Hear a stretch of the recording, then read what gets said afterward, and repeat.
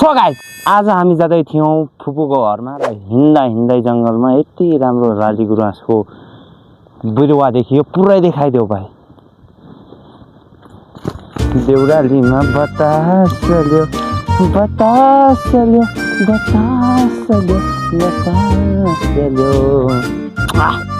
यो खानामा यति मजा आउँछ गाइस अब तपाईलाई म के भनौं यसको यो भागमा चाहिँ मह पनि हुन्छ यसमा चाहिँ रहेन छ त्यति तर मजा चाहिँ आउँदैछ खाइदिने हो हामी त यताको जंगल पनि हेर्नुस् तपाई यस्तो घना घोर जंगलमा आज हामी दुई जना भाइ एक्लै जाँदैछौं ओ माय गॉड बाटो चाहिँ उताबाट माथि अहिले चाहिँ म यहाँ जंगल देखाउनलाई आउँदै छु गाइस अब उताबाट माथि जानुपर्ने छ हामीले यति खतरनाक जंगलमा आज एउटा सानो भाइ यो भाइ र म जाँदै छौं आजको लागि यति नै मिल्ने छौं नेक्स्ट भिडियोमा